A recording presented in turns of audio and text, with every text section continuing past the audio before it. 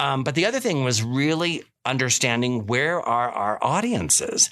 And yes, print is essential. I think it's going to be kind of the foundation, and it will always be a core part of the Pueblo Star Journal. Whether it goes to twice a month, whether it goes to weekly, that will be something we have to decide down the road. But for right now, we felt, after speaking with so many readers and funders and underwriters and people who have contributed, was trying to find some of these new platforms. And of course, the podcast, which we're doing now, is going to be one of the new platforms that we'll be doing regularly. And I'm excited because we've kind of put together a lineup. We won't announce them today because we're still working with all of them. But the whole point of Voices of Pueblo is to bring in all of these different voices from throughout the community. This was said in December of 2022 as the Pueblo Star Journal got ready to jump into a new year with a new focus on podcasting. That was Gregory Howell, our board chairman. He was discussing what the next year is going to look like. Thank you so much for joining us. This is the year in review for the Pueblo Star Journal. We're going to take a look at some of the podcasts we've done during the year, some quick segments. I'm Ben Case, and I'm going to be leading you through it. I'm way excited to jump in. We're going to start with Coach John Riston. He was with CSU Pueblo for quite a long time. He won the championship in 2014. He announced his retirement this last year, and we got to do an interview with him to start off our new podcasting slate in 2023. The Thunderwolves became, and very much are, a huge part of Pueblo's sports scene. So talk to me a little bit about how has Pueblo as a community embraced the Thunderwolves over these years? Well, I think that we made Saturday afternoons in the fall an event. Pueblo's an event-oriented town. They come out for special things. And we have developed a great passion for representing the city of Pueblo, and it just happens to be CSU Pueblo that represents that. We made it a chance for the city to come out on the hill, per se. Yeah. And we made an event for the tailgaters and the people that want to enjoy a Saturday afternoon. And so I've been entrenched in Pueblo, Colorado. I love the people of Pueblo, Colorado. I value what it stands for. And I'm lucky to be a citizen here in this city, and I'm going to continue to represent that. Up next, we had a story of some pretty crazy proportions back with Bridie Murphy. This was back in February. Taylor Blanchard wrote the story for us, and here he is talking about Bridie Murphy, a story of hypnotism and a little bit of craziness here in Pueblo back in the 60s. Tig was able to go into a deep trance, meaning that once she had gone through that initial, relaxed state, look at the candle held 18 inches from your face at 45 degrees. Go to sleep, go to sleep, go to sleep. Once she got there and was able to stay there, her trance was deeper than many of the subjects that he had encountered before.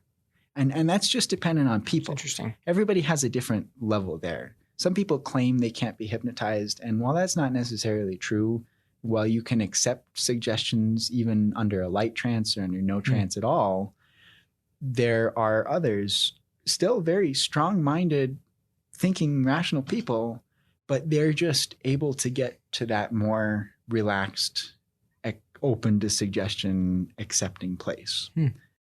Okay, up next, in March, we had a new restaurant idea come to Pueblo. Check it out right here with the Fuel and Iron. The tenants can go in and all they have to focus on is their concept, their menu, their branding, and cultivating their customer market. We take care of the front of house operations. We take care of a lot of the infrastructure. There's a very small cost for the tenants to get into the food hall and have all of that wraparound support compared to opening a brick and mortar. And so what we're doing is incubating these businesses to the point where they're going to be sufficient enough to open their own brick and mortar eventually. We got the opportunity to chronicle the Pueblo Chieftain commercial press. Actually ended up being right before they announced their shutdown, but with Todd Albo, who is one of the key managers there, he got to sit down with us, and we did a full article talking about the impact of the Chieftain commercial press, and that bit of journalism really has mattered this last year. We actually, when the press was being built and getting ready to fire up, we still had the old press as a standby. So we would make plates for the new press and for the old press in case something happened, for a couple months before we totally said, okay, we're one press only. So how old was the old press whenever it got, removed? Man, I don't even know how old, because right before I started, I think we did a changeover, and I started in the mailroom, so I was just there. I didn't waver from there, so I didn't, like today, everybody's does multiple tasks, multiple departments. We know a lot of stuff, but back then it was, I really didn't pay attention to the press or, the pressman. So I just remember seeing the little red beast in there. And Jane Frazier and her team opened up the Ethos, a sober bar in Pueblo. She talked a lot about the creator space and really the specialness of Pueblo. Check out this podcast clip. The essence of Pueblo is this mixture of ethnicities. And, as we look at the neighborhood where our building is, I know we're going to get to that in a minute too, I just see all the multi-ethnic groups. And I think that rich mixture of all of the making cultures, potitza and other food, for example, that we make. And yeah. That's incredible. That's so cool. So, yes. So besides what do you make, it could be what do you eat? I don't know. Yeah, what do you eat? What do you cook? Yeah, I love that. In 2023, the Pueblo Chemical Weapons Depot finished decommissioning all of their mustard gas weapons. We got to be a part of that, and we got to go in and tour and write an article. And then we had, this was Walton Levi came in. He's the senior project manager to discuss that project and just how proud he was of the team. So let's hear a little bit of that. But I could tell, for the local community and the contractors that we brought in, we are a contract-operated facility. It's not a government. That this was a huge challenge for them, and something just working through the complexities of how to do it safely, how to do it environmental compliantly, starting here, doing the design, doing the build, doing the systemization. So that whole, it seemed like a big task at the time. But, you just take it 1 week at a time, 1 month at a time, 1 year. And these 15 years have really flown by. One of my favorite stories of the year was Jimmy Dunn. He's a climber who lives in Pueblo West now, who has done some legendary things, including a massive climb on El Capitan. He did it solo. Listen to a little clip of this. So then that's when I decided to solo it. Wow. Yeah, so a lot went on. I didn't just say, well, I'm going to go solo a climb and it'll be great. Oh, no. So it was just improvising a plan. You had the fire to climb it. But I figured this. I have an old car, $115. I didn't have any money. I'd quit school. I didn't have a job. I'm not leaving. And halfway up, I said, I'm never coming down. I'll die before I come down, which I wouldn't say now, but I said then. Yeah. So that's what led up to soloing it. Deborah and Juan Espinoza got the Song of Pueblo started. It's a performance that encapsulates the entire history of Pueblo, starting very early all the way up to pretty recently. Listen to them as they talk about that project. The Song of Pueblo is about Pueblo's history.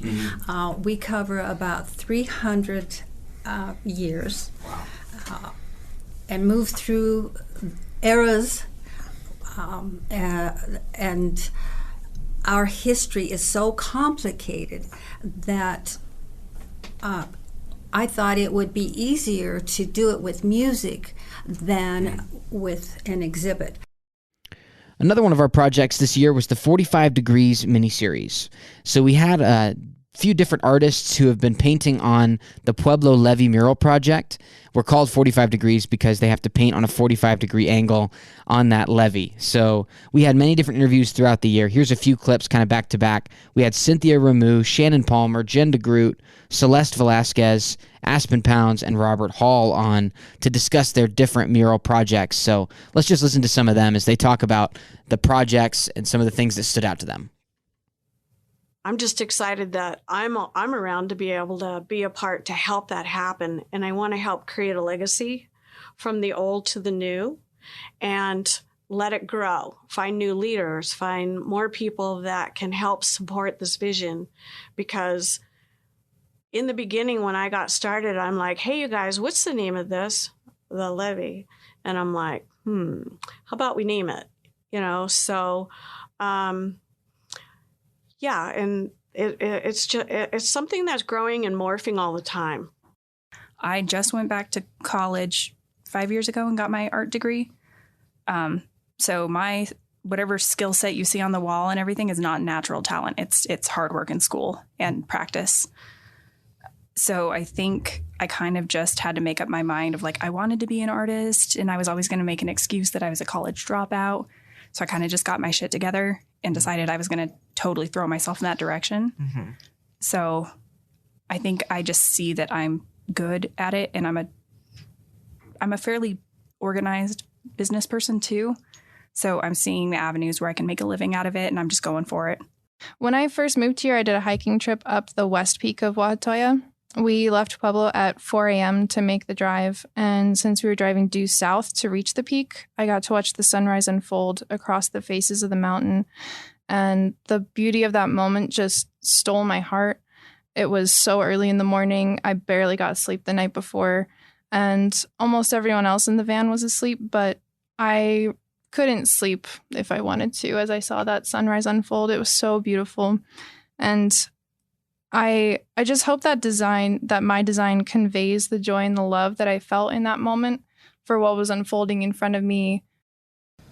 Yeah, overall, I just like to express my original thought through my work, and the basis of my work is to build a connection with the viewers and the people that are looking at it, whether that be like feelings of anger or happiness or sadness or whatever it may be, and however it resonates with the person that's looking at it. I just want to bridge that connection, because at the end of the day, that's what art's all about. And so many artists like pour their heart and soul into their pieces and what they make, and a lot of times it's either overlooked or due to certain circumstances, like they just might not care or whatever it may be. But at the end of the day, it's self-expression.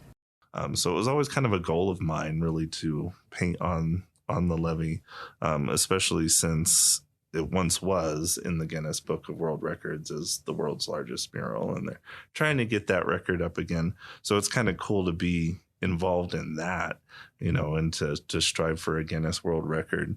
So yeah, I always wanted to do it. I saw the opportunity came up on Facebook, and I submitted a design and got approved. So that's how it happened. My dog, these people started fighting, and my dog ran away because I don't really keep him on a leash, but he took off running and he was gone. I couldn't find him, and he was out on the land, man, for like 3 or 4 days. And then we had like put out some posters and stuff, and my girl had like put some stuff on like social media and stuff about looking for the dog. And then somebody calls me at like 5 a.m, and he's like, "Hey, I think I see your dog, man. He's on the river." And I'm like, "Cool." And it was a concrete worker that was working on a levee. Mm-hmm. So I go down there, man, and sure enough, he was stuck on this island. Like the dude said he had like slid down the wall into the water and then was stuck on this little island.